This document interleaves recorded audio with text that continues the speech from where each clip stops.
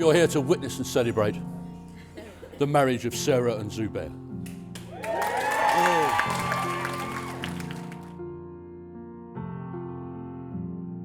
We are very proud of our daughter.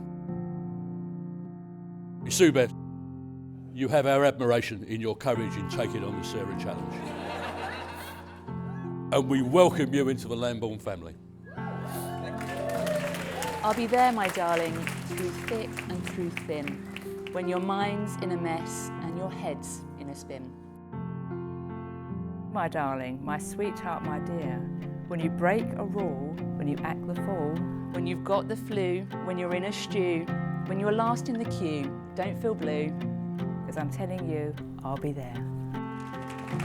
I, Zubair Ahmed Parvez,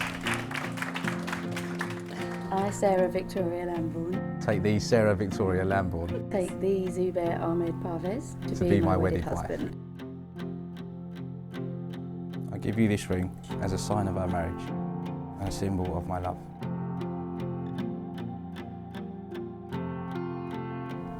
I give you this ring as a sign of our marriage and a symbol of my love.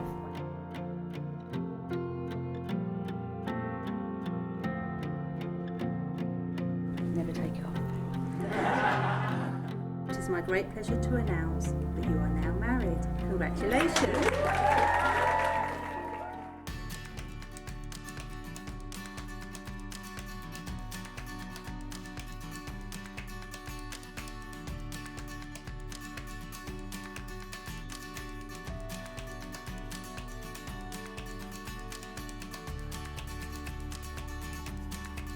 Could I ask you all to stand?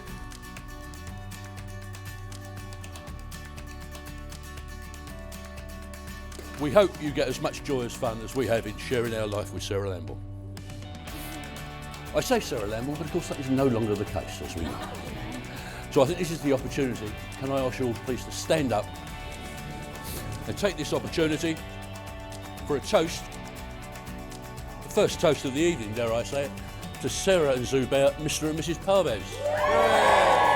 Thank you for making me welcome from day one. It's been a pleasure from the start. You guys have done a tremendous job in raising Sarah to be the confident, grounded, strong woman that she is today. Who would have thought we'd be here today? 6 years ago, me and Sarah met at DG. We're kind of the perfect team. We fill our gaps together. What Sarah has, I don't have. What I have, Sarah has. So it kind of works really well from that perspective. So I want to take it back to the stag do for this little next story. A text that I sent Sarah when I was totally sober in Ibiza. Hey Sarah, I effing love you. You are the perfect woman. If I had a daughter, I'd want her to be exactly like you. So when she read that to her friend, I don't think she quite believed me that was the case, but it is the case. Hopefully you believe me now. My only request is, as we start our marriage, if you can go easy on the nagging a little bit. Because we do now have a lifetime, so you can spread it out a little. Right, anyway, carry on. As some of you may know, we had a traditional ceremony back in March 2018, hence why most of my family aren't here. However, my uncle Rahman is here with his wife and kids representing, so thank you guys for coming. So I'd like you all to join us and raise a toast to my family with Rahman and I, because they're not here today. Cheers to the family. To my best man, I'd like to introduce David Chambers. The bridesmaids thing, I was really disappointed about the bridesmaids thing. Like, I really was. When they told me over dinner last week, I went home and I wept a little bit. But if there's any lovely ladies in here who would like to join me in performing the usual bridesmaids and best man duties, wait. So, how did we meet? When we were at school, he was a skinny little boy. He had hair. So I think actually we met over playing cricket, right? So he was not a bad bowler, but he was a terrible fielder, right, in the field, terrible. So I'm happy to see that his catching has improved, no end, in catching such a wonderful woman as Sarah. So yeah, to the bride, I know it's been said already, but doesn't Sarah look absolutely beautiful today? I have to also say I've never known Zubair to be as happy as he is right now. In the last couple of years, he's been absolutely ecstatic. Like he's just gone on no end about how happy he is all the time. But I think one of the things that actually made me incredibly happy was meeting Sarah and knowing that she has a love for travel, which is something, as you said, is very close to my heart.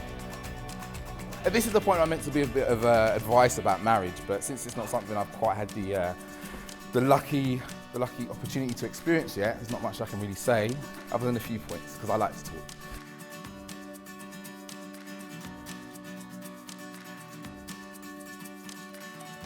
The first thing I say is, in love, change is inevitable. A lot of people resist change. So, like, hold on to the change, enjoy the change. Because it allows you to take your love and your relationship to new levels of intimacy. And enjoy that. Don't try and compare your relationship to other people. Your love is unique and it's yours, no one else's. It's very easy in this day and age to compare yourself to other people and what you have and what you don't have. And as the saying goes, comparison is the thief of all joy. So bask in the uniqueness of your love and your relationship and just be happy in that.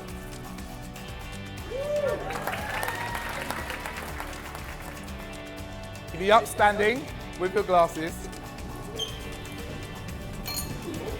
And we'll toast to the wonderful Mr. and Mrs. Parves.